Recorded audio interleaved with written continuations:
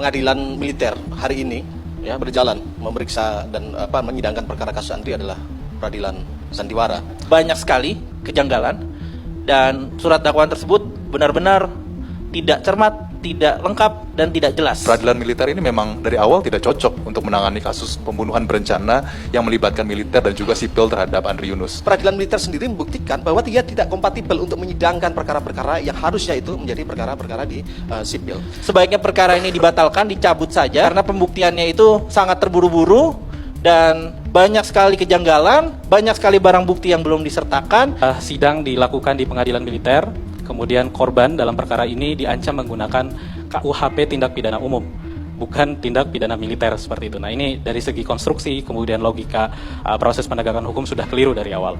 Dia tidak perspektif korban, dia tidak menghargai hak dan perlindungan korban, dan sebaiknya seperti saran dari teman-teman saya, dia dihentikan dan dilanjutkan dengan proses yang betul-betul dikehendaki oleh korban. Kasus Andri ini membuktikan ada arogansi militer terhadap sipil yang terjadi. Arogansi militer hanya bisa terjadi di negara yang Kasus penyiraman Andri Yunus. Arogansi peradilan militer abaikan korban. Korps mengadili korps, memupuk impunitas. Sikap Ketua Majelis Hakim Kolonel CHK Freddy Ferdian Isnartanto yang mengancam akan memanggil paksa Andri Yunus mencerminkan arogansi peradilan militer yang seolah menutup mata terhadap nilai kemanusiaan. Mengancam korban penyiraman air keras dengan sanksi pidana jika tidak hadir di persidangan adalah bentuk penindasan yang berulang. Hakim tampak melupakan bahwa korban adalah seorang yang mengalami cacat fisik dan trauma mendalam, bukan pelaku kejahatan. Sementara itu, terasa tidak masuk akal ketika warga sipil yang dirugikan, namun pelakunya justru disidang di peradilan militer yang eksklusif dan tertutup. Sistem ini adalah warisan kuno yang hanya menjadi benteng impunitas bagi prajurit nakal. Bagaimana mungkin keadilan objektif tercapai jika korps mengadili korps? Selama kasus kriminal terhadap sipil tidak ditarik ke peradilan umum, maka hukum di Indonesia hanyalah lelucon yang tajam ke bawah, tapi tumpul ke arah seragam hijau. Desakan peradilan umum kasus Andri Yunus. Mahasiswa gelar aksi di depan gedung MK Uji Material Undang-Undang Nomor 31 Tahun 1997 tentang peradilan militer. Suara masyarakat semakin lantang mendesak agar kejahatan tindak pidana oleh prajurit TNI, khususnya penyiraman air keras Andri Yunus, diproses melalui peradilan umum, bukan peradilan militer. Masa aksi mahasiswa berunjuk rasa di depan Mahkamah Konstitusi menuntut reformasi sistem peradilan militer dalam uji material untuk merevisi UU Nomor 31 Tahun 1997. Hari ini keempat pelaku tersangka sudah diserahkan ke peradilan militer oleh dalangnya dan menjalani proses peradilan militer karena keinginan dan kehendak dari dalang di balik kasus ini supaya mereka bebas dari peradilan umum dan bebas mengatur sesuka hati persidangan secara militer. Lalu dua dalang ini menari-nari dan berjoget ria seolah-olah semuanya bisa mereka atur. Di dalam gedung Mahkamah Konstitusi, argumen kuat dosen dan pakar hukum Al-Araf eksplisit menguraikan bahwa peradilan militer tidak akan bisa mengungkap sosok pemberi perintah struktural atas penyiraman air keras terhadap Andri Yunus. Dalam kasus Andri Yunus, tidak mungkin kejahatan itu hanya yang dilakukan oleh 4 anggota itu. Pasti ada ruang kemungkinan tinggi perintah itu secara struktural, sehingga ketika dikejar dalam ruang peradilan militer itu susah. Kenapa? Ada ankum dan pepera yang kemudian menghentikan proses yang ada. Berbeda dalam ruang peradilan umum, kita bisa membongkar itu dan lain sebagainya. Puluhan tahun telah terjadi pembiaran, ketidakjelasan hukum, sehingga prajurit TNI yang melakukan tindak pidana umum sekalipun tidak diadili dalam proses peradilan umum, melainkan berakhir di peradilan militer yang tertutup dan penuh intervensi.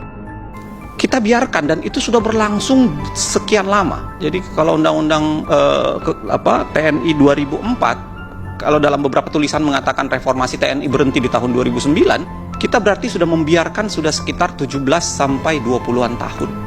Pekerjaan rumah itu tidak diselesaikan. Sebodoh apakah kita membiarkan tidak menyelesaikan pekerjaan rumah itu? Skenario sabotase hukum kasus Andri Yunus. Siasat militer tutupi aktor intelektual. Untuk motif sampai dengan saat ini dendam pribadi terhadap saudara AY ini. Ini adalah upaya sabotase untuk mengungkapkan itu. Dengan dicegahnya tidak adanya TGPF ya, dengan percepatan penyerahan, bahkan tanpa adanya pemeriksaan terhadap baik itu korban ataupun saksi dari kontras dan masyarakat sipil. Jadi ini adalah upaya hanya melokalisir di 4 saja, kemudian juga menutup pintu siapa yang menyuruh, siapa yang memerintahkan, siapa yang mendanai ya, dan bahkan melakukan upaya pembelokan informasi dengan hanya melokalisir dendam pribadi. Jelas sekali perkara Andri Yunus tidak ada masalah pribadi dengan aktor-aktor pelaku. Tidak ada pemeriksaan dari korban Andri Yunus. Apakah kuat sebenarnya dugaan motif dendam pribadi ini? Agak sulit ya, karena ini kan perkara penyiraman orangnya bisa diajukan kok. Jadi jangan sampai peradilan ini cacat ya Mbak ya. Apakah peradilan militer itu pendekatan formal atau pendekatan material? Karena dalam suatu konsep peradilan itu adalah mencari kebenaran material. Dalam konsep mencari kebenaran material, mau tidak mau korban juga harus sudah diperiksa. Kan gitu, kita lihatnya. Harus diperiksa, karena ini sebagai mencari kebenaran material. Makanya di sini nanti saya kira dalam pembuktian, walaupun itu peradilan militer, harus betul terbuka. Prof. Zainal Arifin, sebodoh apakah kita membiarkan undang-undang peradilan militer yang usang mengancam prinsip keadilan dan kesetaraan? Ada semacam pembiaran sehingga tidak disesuaikan undang-undang peradilan militer. Undang-undang peradilan militer ini telah jauh ketinggalan zaman dan sudah tidak sesuai lagi dengan kehidupan hukum dan ketatanegaraan, bahkan sistem peradilan berdasarkan Undang-Undang Dasar 1945. Herannya, kita pertahankan dia. Tidak ada tindakan negara untuk mau menyelesaikan itu. Kalau misalnya dibiarkan anggota militer yang melakukan tindak pidana tetap diadili di peradilan militer, maka akan muncul 2 persoalan konstitusionalitas soal ketidaksetaraan. Satu adalah ketidaksetaraan pelaku tindak pidana, yaitu ketika seorang warga sipil yang melakukan tindak pidana akan diadili di peradilan umum, sementara anggota militer yang melakukan tindak pidana yang sama diadili dalam sistem peradilan yang berbeda. Itu bisa membuat ketidaksetaraan terhadap pelaku. Yang kedua adalah menciptakan ketidaksetaraan bagi korban sipil.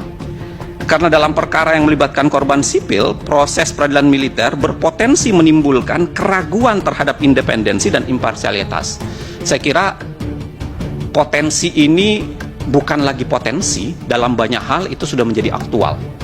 Ya, saya kira ada para korban, keluarga korban yang bisa menceritakan panjang di situ. Jadi ya kan, selama undang-undangnya belum dibuat tetap menggunakan ini. Apakah kita mau terus menggunakan politik hukum yang sudah berhadapan-hadapan 180 derajat itu, berseberangan diametral, hanya dengan alasan bahwa ada pasal 74. Kalau kita lihat, pasal ini sudah diproduksi berulang kali untuk dipakai sebagai alasan.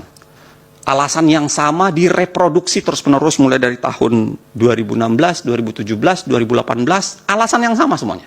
Alasan mengatakan, kan ada pasal 74. Kan ada pasal 74. Nah, pertanyaan kita menurut saya di ruangan ini, sebodoh apakah kita membiarkan tidak menyelesaikan pekerjaan rumah itu? Apakah kita unable? Saya kira tidak.